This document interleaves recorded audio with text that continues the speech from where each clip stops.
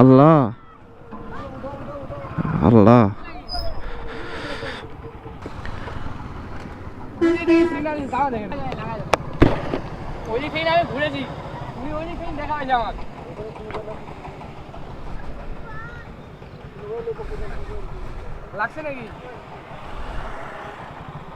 ভাই হেলমেটটা একটু খুলেন, একটু ঝেড়ে নেন।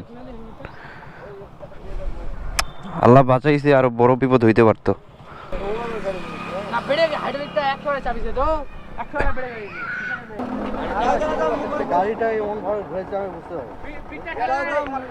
যাক ভাই, আল্লাহ আরো অনেক বড় বিপদ থেকে বাঁচাইছে। এটা এটা বাঁচাইছে গাড়িটাকে।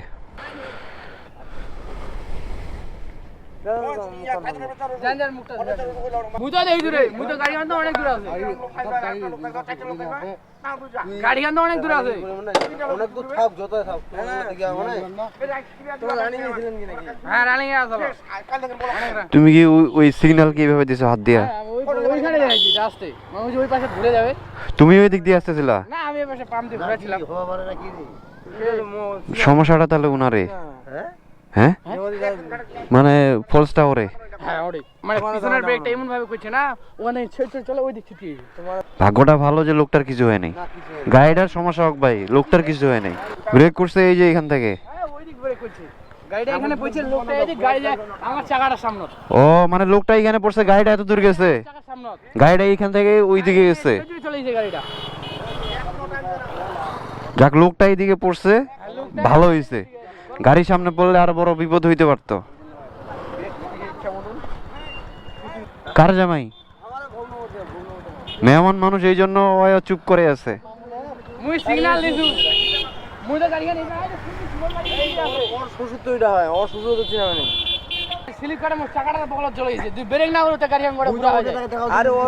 লোকটা পড়ছে এইখানে, গাড়িটা গেছে ওইদিকে। লোকটা যদি গাড়িটার সামনে পড়তো ট্রাক্টর, আর একটা বড় সড়ো একটা বিপদ হইতো।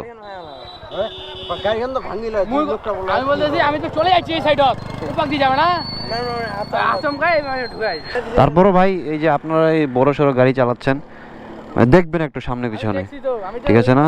তারপরও দেখবেন, কারণ আপনি হয়তো বা ঠিক আছেন, কিন্তু আর নতুন যারা গাড়ি চালাচ্ছে এরাই তো দুর্ঘটনা ঘটাচ্ছে। অন্যদিকে তাকাই ছিল নাকি?